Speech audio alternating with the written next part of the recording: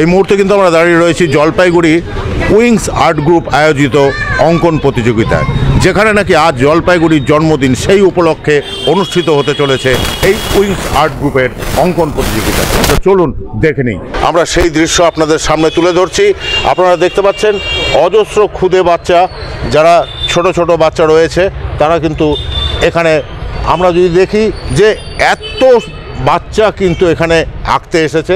আমরা জেনে নেব যে কতজন রয়েছে এই অঙ্কন প্রতিযোগিতায়, আমরা একটু শুনে নেব সেই কথা। আমরা এই মুহূর্তে উইংস আর্ট গ্রুপের একজনকে পেয়ে গেছি। কি নাম দাদা আপনার? আমি শ্রী দীপঙ্কর বসু বিশ্বাস।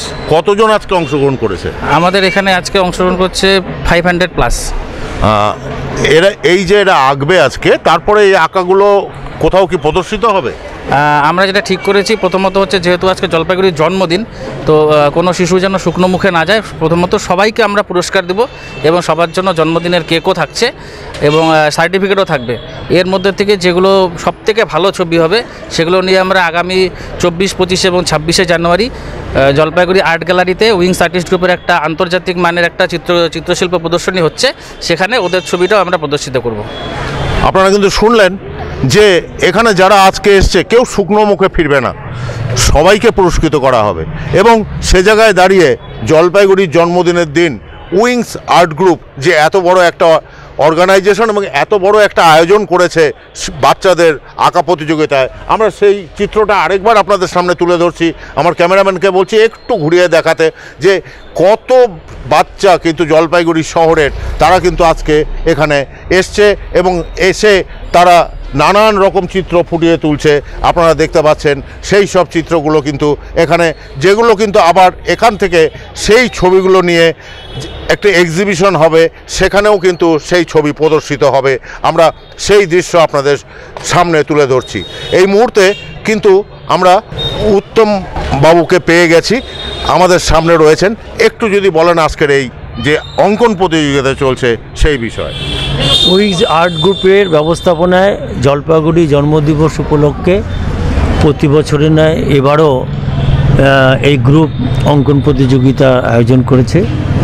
জলপাইগুড়ি জন্মদিবস উপলক্ষে জলপাইগুড়ির সমস্ত শিশু এবং বড়দেরকে নিয়ে অঙ্কন প্রতিযোগিতার আয়োজন করে এই দিনটি তারা পালন করছেন।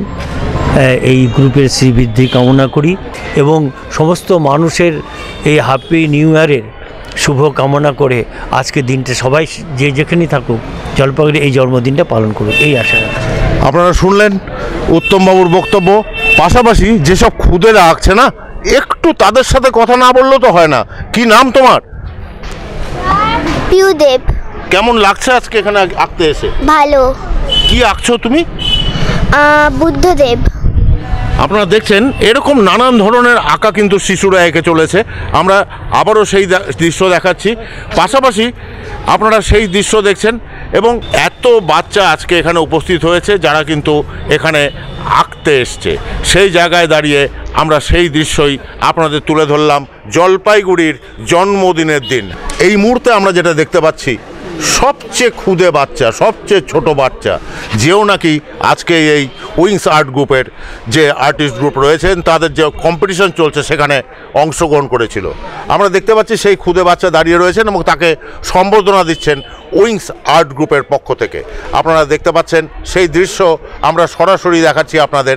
তাকে একটি মেডেল পরিয়ে দেওয়া হচ্ছে এবং সেই মেডেল তার হাতে দেওয়া হচ্ছে। আপনারা দেখছেন সেই মেডেল কিন্তু বাচ্চাটি সত্যিই খুবই ছোট বাচ্চা, ও হয়তো বুঝতেই পারছে না, কিন্তু ও সেই মেডেলটি নিয়েছেন এবং সেই সার্টিফিকেটটি তাকে দেওয়া হচ্ছে।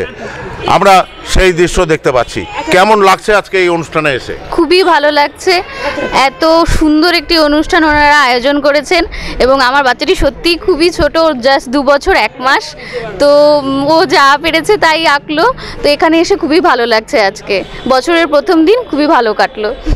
আমরা চ্যানেল বাংলার পক্ষ থেকেও সাধুবাদ জানাচ্ছি জলপাইগুড়ি উইংস আর্টিস্ট গ্রুপকে। ক্যামেরায় অর্ণবের সঙ্গে আমি সৌমিত্র, চ্যানেল বাংলা।